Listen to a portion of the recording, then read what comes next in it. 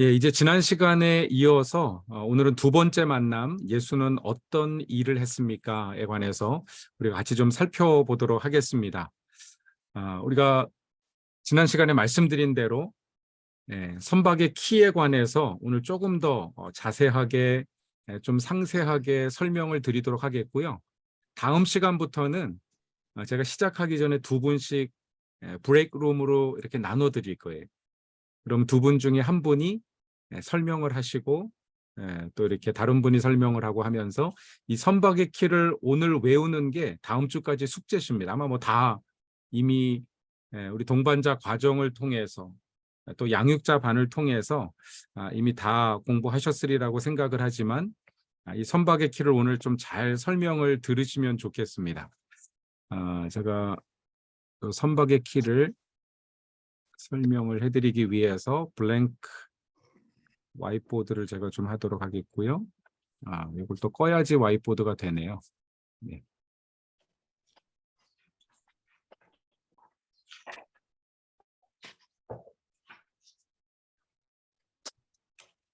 네, 와이트보드를 통해서 조금 설명을 드리도록 하겠습니다.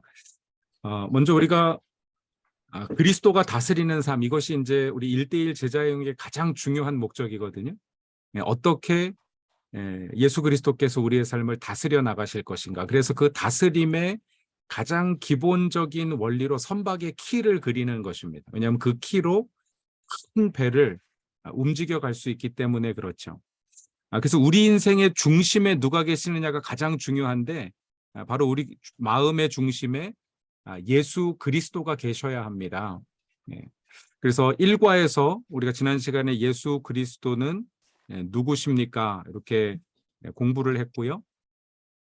그리고 오늘 이제 2과 공부하게 될 텐데 예수님께서 과거에 어떤 일을 하셨습니까? 그리고 지금 어떤 일을 하고 계십니까? 이게 이제 예수님에 관한 가장 기본적인 어떤 복음의 핵심적인 내용이라고 볼 수가 있습니다. 그리고 마지막 넷째 주에는 예수님을 믿으십시오.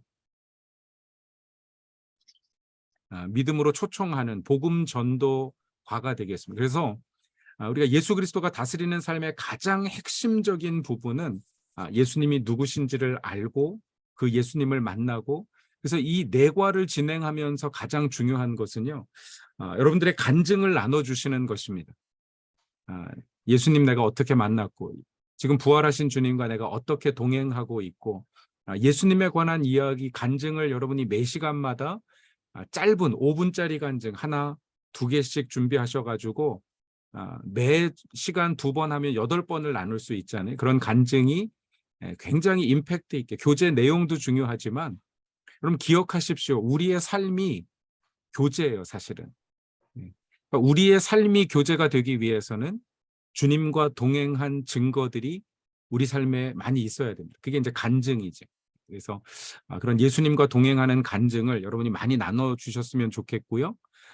우리 이 내과를 공부한 다음에 우리가 공부하는 것이 바로 큐티입니다. 경건의 시간, 큐티. 그래서 이 큐티는 사실 1:1 제자 양육 성경 공부를 하면서 가장 중요한 어떤 내용이라고 볼 수가 있어요. 왜냐하면 우리 1:1 제자 양육을 하는 목적이 뭐냐면 그리스도가 다스리는 삶인데 1:1은 16주면 끝납니다. 그럼 나머지 16주 이후의 삶은 바로 우리가 말씀을 매일 묵상하고 주님의 뜻을 분별하고 경건한 삶을 살아가는 그 과정이 결국은 주님이 다스리는 삶이기 때문에 이 콰이어 타임을 우리가 원리적으로 이해하고 또 삶의 습관으로 정착시키는 것은 무엇보다 중요한 과정이라고 볼 수 있습니다. 그래서 저는 이 콰이어 타임, 경건의 시간을 제일 강조해야 된다고 생각을 하고요. 여러분들도 양육하시면서 이 경건의 시간을 제일 강조해 주셨으면 좋겠어요. 우리가 어떻게 그리스도가 중심된 삶을 살 수 있는지 함께 고민하는 것이죠. 그래서 뭐 어떤 분들은 생명의 양식이라는 큐티 교재를 사용할 수도 있고요. 우리 교회에서 사용하는 Our Daily Bread, 오늘의 양식을 가지고 하실 수도 있고, 어떤 분들은 새벽 기도회, 매일 새벽 기도회를 통해서 경건의 시간을 가질 수도 있고, 아니면 저녁 시간에 따로 기도의 시간을 확보해서 이게 사실 가장 어려운 방법입니다. 왜냐하면 이게 정말 습관이 들기 전까지는 그 시간을 방해받지 않고 한다는 것이 어렵기 때문에 아무튼 그런 좋은 방법을 좀 우리가 생각을 해내면 좋고요. 그 다음에 중요한 게 어떤 신앙의 가장 중요한 기초 두 가지를 우리가 공부하게 됩니다. 하나는 구원의 확신이죠.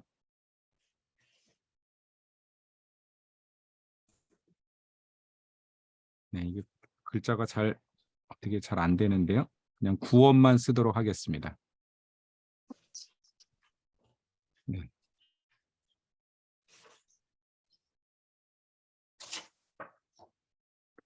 네, 구원의 확신 과정을 공부하게 되고, 그래서 이 구원의 확신은 우리가 지적으로 예수님에 대해서 알아가는 것, 이미 사과를 통해서 공부한 내용이고요.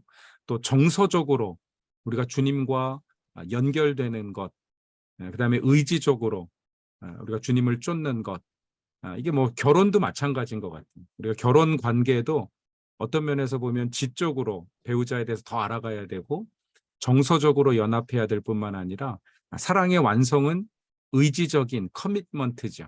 그래서 우리의 신앙도 사랑과 마찬가지로 이런 과정들을 거치는 것이 중요하다, 이런 부분이고요. 또 하나는 하나님의 속성에 대해서 이제 공부하게 됩니다.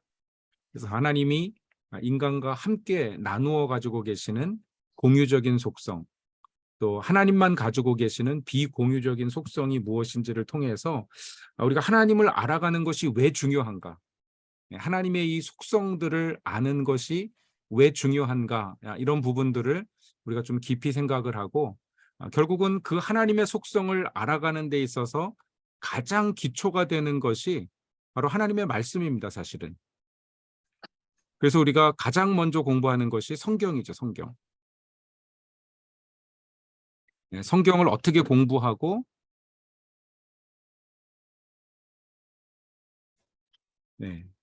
성경의 손가락 5가지. 그래서 우리가 성경을 읽기도 해야 되고 듣기도 해야 되고 성경을 연구해야 되고 암송해야 되지만 가장 중요한 게 이제 묵상하는 것이다. 그래서 읽은 것을 묵상하든지 들은 것을 묵상하든지 연구한 것을 묵상하든지 암송한 것을 묵상하든지, 이 묵상은 성경 우리가 연구하는 방법론에 다 적용이 돼서 우리 삶을 깊이 있게 만드는 그런 아주 중요한 것이죠. 그래서 우리가 늘 생각하는 반복, 묵상의 기본은 반복, 그래서 repeat 하는 거고요. 그다음에 contemplation, 깊이 생각하는 거, 그 두 가지가 묵상의 가장 중요한 방법이라고 이야기할 수 있습니다. 그런 하나님의 말씀을 우리가 연구하고 암기하고 묵상하고 하지만 그와 함께 더 중요한 것이 뭐냐면 그 말씀을 내면화하고 하나님의 음성을 듣는 방법 중에 하나가 뭐냐면 바로 기도하는 것입니다. 그래서 신앙생활의 가장 중요한 성장의 발판 중에 하나가 바로 말씀과 기도죠. 그래서 디모데전서 4장 5절의 말씀에도 보면 너희가 말씀과 기도로 거룩하여 지민이라, 이렇게 말씀하는데 말씀과 기도가 신앙생활에 있어서 굉장히 중요한 기초가 되고요. 또 어떤 면에서는 스프링보드, 우리가 다이빙 할 때 점프를 하게 만드는 그런 스프링보드가 돼서 정말 신앙적으로 비약하기 위해서 가장 중요한 것이 말씀을 통해서, 기도를 통해서 하나님을 경험하는 것입니다. 사실 우리가 큐티, 경건의 시간 한다고 얘기할 때 이 두 가지죠, 사실은. 말씀 읽고 기도하는 것. 예수님이 다스리는, 그리스도가 다스리는 삶이라고 하는 것도 결국은 말씀을 통해서, 기도하는 삶을 통해서 정말 주님이 우리 안에 주시는 음성을 분별하고 순종하는 삶, 그런 것을 통해서 신앙의 기초를 다질 수가 있습니다. 이런 신앙의 기초를 다 잘 다지고 나면은요, 우리 안에 정말 더 깊은 하나님을 알고 경험하고자 하는 열망이 생겨나고요. 또 성도들과 함께 교제하고자 하는 그런 갈망, 갈증이 생기게 되어 있습니다. 그래서 우리가 교제에 관해서 공부를 하게 됩니다. 그래서 이 교제는 제가 2가지가 있다고 말씀을 드렸어요. 하나님과 위로하는 교제를 우리가 worship, 예배라고 이야기하고요.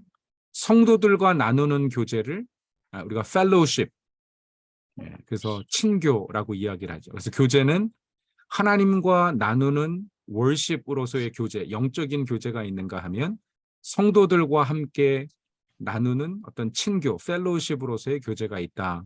그럼 이런 교제를 나누다 보면 그 교제의 폭을 넓히고자 하는 어떤 자연적인 또 갈망들이 생겨나게 됩니다. 특별히 우리가 믿는 성도들과 나누는 교제를 펠로우십이라고 한다면 믿지 않는 성도들, 교회 밖의 사람들과도 교제를 해야 되는데 우리가 세상과 교제하는 것을 전도라고 이야기하죠. 그래서 전도는 단지 우리가 사람들을 설득하고 회심시키는 어떤 뭐 전략적인 부분이 있지만 궁극적으로는 그것을 목적으로 하지만 그럼 전도의 가장 중요한 애티튜드, 태도는 바로 교제하는 불신자들과 교제하는 거예요. 우리가 함께 펠로우십하는 것입니다. 그리고 교제하면서 우리 안에 살아계신 부활하신 주님을 나누고 그 뭐 간증하고 이것이 다 전도죠. 삶을 나누고 생명을 나누고 그런 것들을 나누는 것 그것이 전도입니다. 근데 사실 우리가 전도를 한다고 하지만 우리 뜻대로 하는 게 아니고요. 또 우리가 하고 싶다고 하는 게 아니고 사도행전에도 보면 전도는 누가 하냐면 성령이 역사하셔야지 합니다. 성령이 인도하셔야 되고 성령께서 우리를 사용하시는 것이죠. 그래서 우리가 성령 충만에 관해서 그 다음 단계에서 공부하게 됩니다. 성령 충만해야 정말 담대하게 또 성령이 주시는 지혜의 말들로 우리가 예수 그리스도를 담대하게 전할 수 있고 복음을 전할 수가 있습니다.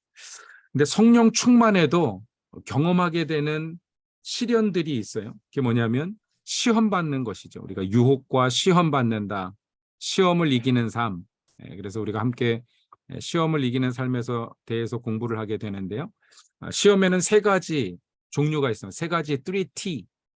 그래서 first T는 test.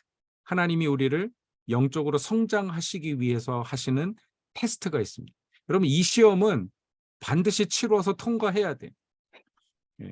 그러면 우리 학교에서도 그렇죠. 시험을 처음에 치러가지고 통과 못하면 다시 재시, 3시, 다시 시험을 치러서라도 우리가 통과할 수 있도록 이렇게 해줘야 되는데 그런 시험, 하나님이 우리를 성장하게 하시기 위해서 주시는 시험이 있습니다. 그런가 하면 트라이얼이라는 게 있어요. 트라이얼, 시련.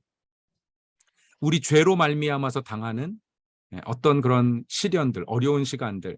물론 이것도 우리가 감당해야 됩니다. 우리가 감당할 만한 시련을 하나님이 주시고 그 시련을 통해서 때론 우리가 더 견고해지게 하시고 또 하나님 앞에 겸손해지게 하시고 때로는 그 시련을 통해서도 우리가 성장하게 하시는 그런 하나님의 도구가 되기 때문에 그렇죠. 그런데 마지막 게 문제인데 바로 temptation, 시련이 그 시험. 시험은 어떻게 해야 됩니까? 도망가야 됩니다. 피해야 됩니다. 맞서려고 하면 안 됩니다. 맞서다가는 다 넘어집니다. 그래서 피해야 되는 시련이 있습니다. 그래서 우리 temptation, 유혹이 있습니다. 그래서 이 시험을 우리가 잘 분별해야 돼. 이게 테스트인지 트라이얼인지 아니면 temptation인지 우리가 영적으로 분별해야 시험에 빠지지 않고 또 성령 충만함을 유지하고 담대하게 전도하고 하나님과 깊은 교제를 누릴 수 있는 것입니다. 그리고 이제 마지막 두 과가 이제 또 중요한데요. 그 다음 과가 순종이 시험을 이기고 나면 하나님의 뜻에 순종하는 삶을 살 수 있습니다.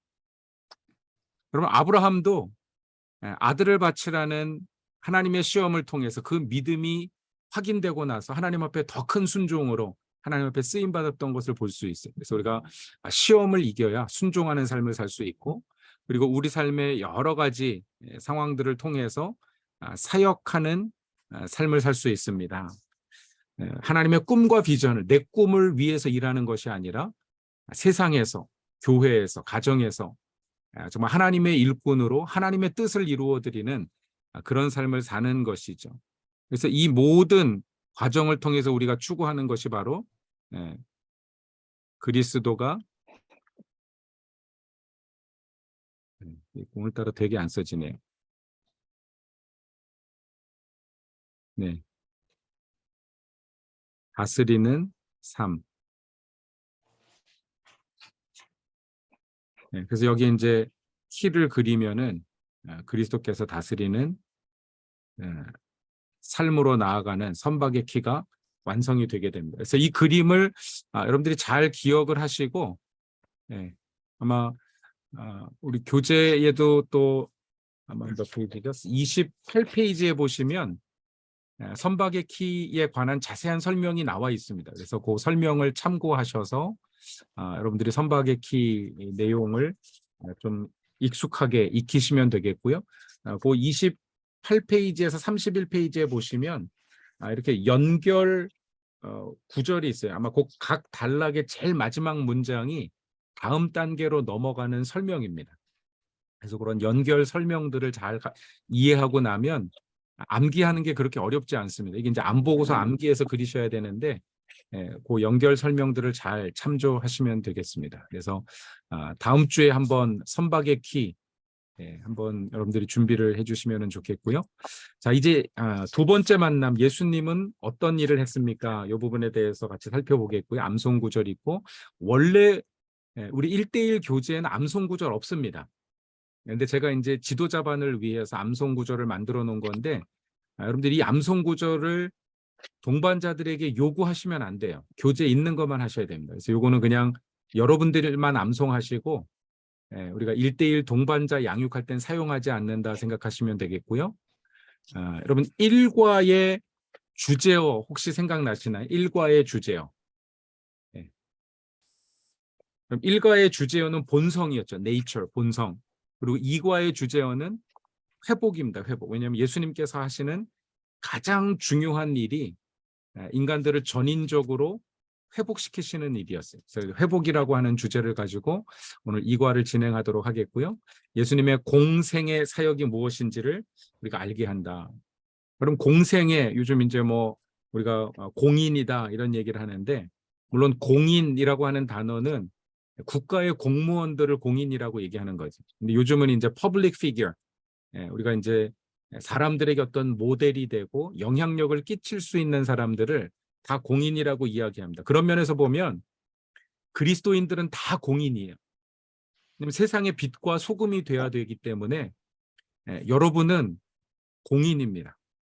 부모로서 가정에서 공인이고 또 직장에서 그리스도인으로서 여러분 그리스도를 대변하는 증거하는 공인이세요. 우리가 공적 삶을 어떻게 살아야 될 것인가 예수님의 삶을 통해서도 좀 교훈을 얻으면 좋겠고요.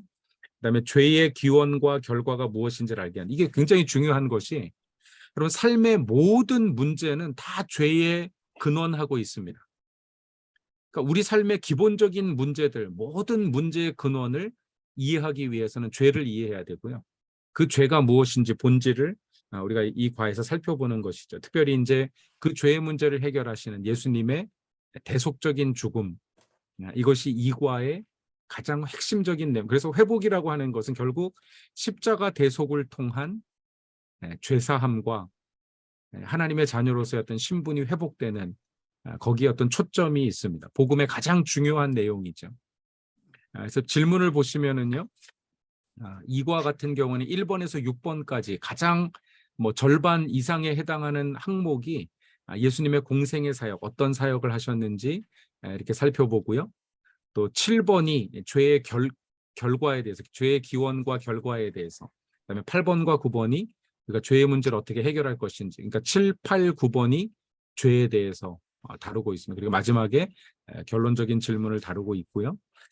도입 부분은 그냥 여러분들 쭉 보시면 되겠고 교재에 보시면 도입 부분이 나눠져 있습니다. 초신자들과 할 때 아니면 조금 신앙생활을 하신 분들하고 대화 나눌 때 그래서 여러분들이 시작하기 전에 이미 서로 소개하는 시간을 통해서 우리 동반자가 지금 어떤 신앙생활을 어떻게 해오셨는지 어떤 구원의 확신을 가지고 있는지를 좀 파악하셔서 다양하게 접근을 하시면 되겠습니다. 회복의 은혜를 기대하는 마음으로 함께 기도하십시오. 기도 이제 조금 인트로덕션을 하고 아이스 브레이킹을 하고 기도하는 시간을 갖고 시작하면 되겠고요. 교재 내용으로 들어가겠습니다. 1번에 보시면은요. 예수님께서 마태복음 11장 2절에서 6절에서 세례 요한이 과연 예수님께서 자기가 기다리는 메시아인가 제자들을 보내어서 질문했을 때 예수님이 자신의 사역을 어떻게 묘사했습니까? 이런 질문인데요. 예수님께서 맹인이 보며 걷지 못하는 사람이 걸으며 나병 환자가 깨끗함을 받으며 못 듣는 자가 들으며 죽은 자가 살아나며 가난한 자에게 복음이 전파된다 하라. 이렇게 이제 5절에서 말씀하셨는데 교재 47페이지에 보시면은요. 그런 어떤 육체적인 문자적인 표현들이 영적으로 무엇을 의미하는지 이렇게 좀 비교를 해놨습니다. 그러니까 완전히 회복시키시는 것, 그것이 하나님의 어떤 사역인데 예수님의 그리스도의 메시아적인 사역인데 여러분 보면요. 맹인이 보게 되고 듣지 못하는 자가 듣게 되고 죽은 자가 살아나고 또 걷지 못하는 자가 걷고 나병한 자가 깨끗함을 입고 가난한 자에게 복음이 전파된다. 물론 우리가 이제 뭐 한 가지 한 가지 영적인 의미들도 다 살펴볼 수 있는데 크게 보면 앞에 세 가지는요. 예수 안 믿는 사람들이 예수 믿게 되는 영적으로 살아나게 되는 보지 못하는 것을 보고 듣지 못하는 것을 듣고 죽은 자가 살아난다. 영적으로 다시 태어나는 것과 관련이 되어 있습니다. 예수님을 만나지 못하는 사람들이 예수님을 만나게 되는 거예요. 그런가 하면 뒤에 세 가지는 이렇게 몸에 장애를 가지고 있던 사람들이 회복되는 것이죠. 그래서 영적으로 미성숙한 사람들이 그리스도로 인하여서 온전하게 성장하게 되는. 그래서 초신자들에게 해당하는 게 이제 앞에 세 가지라고 할 수 있고 뒤에 부분이 어떤 신자들이지만 온전히 성숙하지 못한 끊임없이 성장해야 될 사람들에게 해당할 수 있습니다. 그래서 이런 부분에서도 우리가 질문을 나눌 수 있어요. 물론 우리가 뭐 듣지 못하는 자도 아니고 보지 못하는 사람도 아니지만 뭐 나병이 있는 것도 아니지만 영적인 의미에서 보면 내가 어디에 해당하는가? 나는 영적으로 죽은 사람인가? 영적으로 깨끗하지 않은 죄인인가? 나병 환자와 같이 그런 어떤 죄를 가지고 있는 사람, 자기 진단을 한번 질문해 볼 수도 있습니다. 그래서 추가 질문해 보면 당신의 영적 상태는 어떻습니까? 이런 질문이죠. 이번에 보시면은요. 예수의 제자였던 마태는 예수님의 사역을 어떻게 묘사했습니까? 마태복음 4장 23절에 보면 예수님의 가장 중요한 3대 사역, 회당에서 가르치시고 천국 복음을 전파하시며 백성 중에 모든 병과 약한 것을 고치시니라 이렇게 이야기를 하고 있습니다. 바로 여기서 우리 베델교회 비전이 나왔죠. 천국 복음을 전파하신다. 이건 하나님의 나라를 선포하시는 거거든요. 복음 전도에 해당합니다. 살리고 salvation. 회당에서 가르치신다. 유대인들 하나님의 이 말씀을 이미 받았던 유대인들에게 정말 그 율법의 정신, 어떤 복음의 진리를 가르치시는 것은 바로 성도들을 세우는 일에 해당하고요. 백성 중에 병과 약한 것을 고치신다. 섬기는 일에 해당하죠. 그래서 이것이 예수님의 사역이라면 예수님은 교회의 머리가 되셨는데 그리스도의 몸된 교회, 모든 그리스도인들은 이 사역에 동참해야 됩니다. 살리든지 세우든지 섬기든지. 여러분 어떤 사역에 동참하기 원하십니까? 아니면 지금 하고 계십니까? 여러분 1대1을 하는 것은 주로 세우고 쪽에 포커스가 많이 돼 있겠죠. 우리 성도들을 말씀으로 훈련하고 함께 그리스도의 제자로 서는 것. 하지만 만약에 1대1 하는 대상이 예수 안 믿는다면 살리는 일이 될 거예요. 그죠? 그리고 함께 1대1 하면서 정말 말씀의 은혜가 있고 기도의 응답이 있어서 우리도 함께 같이 섬겨봅시다. 단기 선교도 함께 가고 한 달에 한 번씩 있는 사회봉사부에 이너시티 미션, 볼티모어 홈레스 사역하는 데도 같이 가보고 그런 섬기는 사역의 열매도 맺을 수 있습니다. 그래서 우리가 어떤 사역을 시작하던 이 세 가지 사역에 관계 맺고 또 열매 맺는 것은 굉장히 중요합니다. 3번 문제 보시면은요, 우리 계속해서 예수님의 공생의 사역을 살펴보고 있습니다. 예수는 생애 중 어떤 사람들과 함께 지내셨습니까? 세리와 죄인들과 함께 지내셨습니다. 그들의 공통점은 회복이 필요한 사람들과 예수님은 함께 계셨습니다. 이 부분을 우리가 말씀을 통해서 잘 확인하고 저는 이게 굉장히 중요한 질문이라고 생각이 듭니다. 그래서 우리 2과에서 가장 중요한 질문 2개를 들라면 바로 이게 이제 하나가 첫 번째 질문이 되겠는데요. 당신이 주로 만나고 교제하는 사람들은 어떤 사람들입니까? 과연 예수님처럼 회복이 필요한 사람들을 우리 주변에 있는가? 내가 정말 관심을 갖고 만나야 할 사람이 누구입니까? 네. 그래서 세리와 죄인들과 같이 회복이 필요한 누군가를 하나님께서 보여주시도록 함께 기도하는 거 굉장히 중요합니다.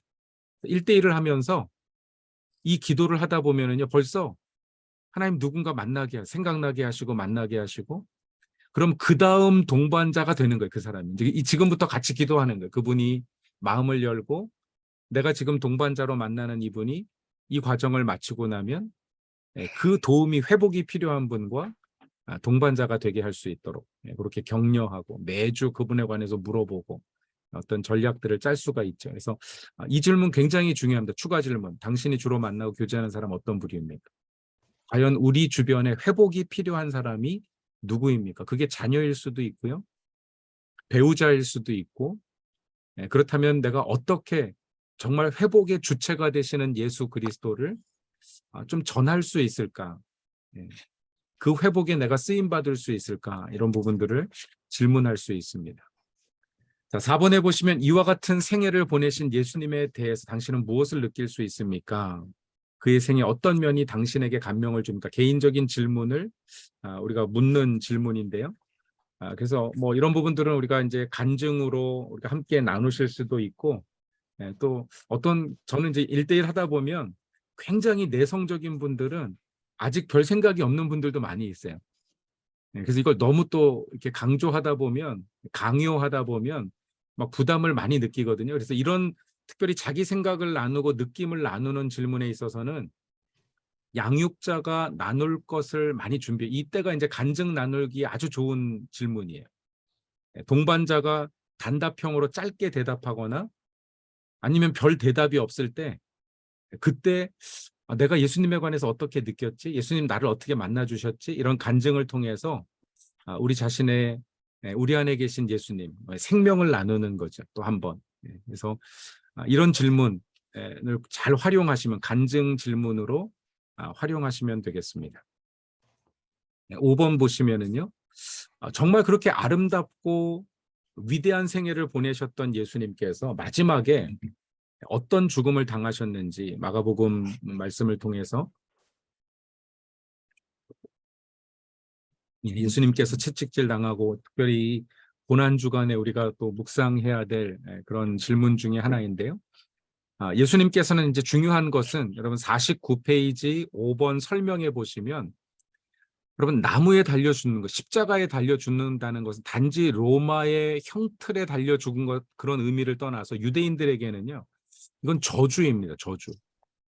왜냐하면 나무에 달려 죽는 것은 신명기 21장 22절 이하의 말씀에 보면 이건 저주받은 죽음이에요. 그러니까 예수님이 그런 죽음을 당하셨다는 것, 또 십자가형이란 가장 고통스러운 그런 어떤 죽음을 맞이하셨다는 것, 그럼 정말 아름답고 위대한 삶을 사셨던 주님께서 왜 이런 고난을 당해야 하셨는지를 우리가 좀 깊이 고민하는 시간, 그런 어떤 질문이 되었으면 좋겠습니다. 그럼 그 예수님의 죽음에 관해서 성경은 많은 사람을 위한 대속물이다 이렇게 표현을 하고 있고요. 로마서 5장 8절 말씀에 보면 우리가 죄인 되었을 때 하나님께서 그 아들 예수 그리스도를 십자가에 달려 죽으심으로 우리에 대한 하나님의 사랑을 확증하셨다. 예수님의 죽음은 인류를 향하신 하나님의 사랑의 증거였습니다. 그리고 그 죄의 값을 대신 지불하시는 대속의 제물이셨어요. 우리가 구약에 보면 우리의 죄를 대신해서 희생 제물을 하나님 앞에 드리는데 바로 그런 희생 제물이 되신 것이죠. 과연 그럴 수 있을까? 이제 그런 질문을 우리가 던져볼 수 있습니다. 추가 질문해 보면 당신은 남을 위해서 그런 희생과 사랑을 실천할 수 있습니까? 과연 그럴 수 있는 사람이 얼마나 있을까? 누군가의 죄를 위해서 대신 값을 지불해 주신다고 하는 이건 하나님만이 가능하신 일입니다. 인간으로선 사실 할 수 없는 일이고, 그래서 하나님께서 하나님의 아들이신 예수 그리스도를 이 땅에 보내서 우리 죄를 위해서 십자가에 달려 죽게 하신 것이죠. 7번이 이제 7, 8, 9번이 아까 보시면 이제 죄에 관해서 전환한 예수님이 왜 죽으셔야만 하는가? 그 죄가 무엇인가? 이 부분에 관해서 이제 전환 질문으로 넘어가는데요. 성경은 예수님께서 십자가형을 받고 죽어야 했던 이유가 바로 죄 때문이라고 말합니다. 죄가 무엇입니까? 그럼 많은 사람들이 죄를 법을 어기는 것, 불법, 그것을 죄라고 생각해요. 혹은 윤리적으로, 반사회적으로 짓는 죄, 불의한 죄, 해야 될 것을 하지 않는 죄. 그래서 불법과 불의가 가장 기본적인 죄의 개념입니다. 일반적인 사람들이 생각하는. 또 간혹 사람들이 생각할 때 그냥 마음으로 짓는 죄, 불심, 뭐 이런 것들을 이야기하기도 하는데 정말 성경이 말하는 죄의 정의는 무엇이냐면 하나님을 빗나간 죄, 하나님을 알지 못하는 죄, 하나님과 단절된 죄, 영적인 죄를 가장 큰 죄악으로 이야기하고 있습니다. 그래서 인간이 가진 가장 큰 죄는 하나님을 떠난 거예요. 하나님을 멀리하는 것. 그럼 그런 면에서 보면 우리는 하나님을 떠나 있기 때문에 죄 짓습니다. 사실 우리가 사람들이 죄 짓는 이유가 뭐냐면요.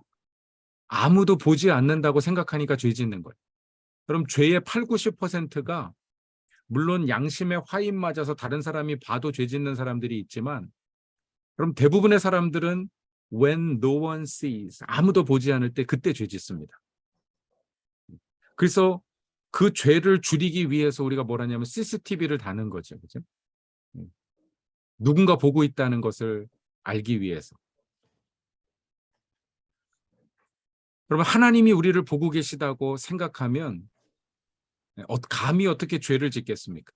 하나님과 관계 맺고 하나님이 지금 내 삶에 영이신 하나님께서 내 삶에 임재하시고 동행하신다면 우리 삶에 왜 죄악이 관영하겠습니까?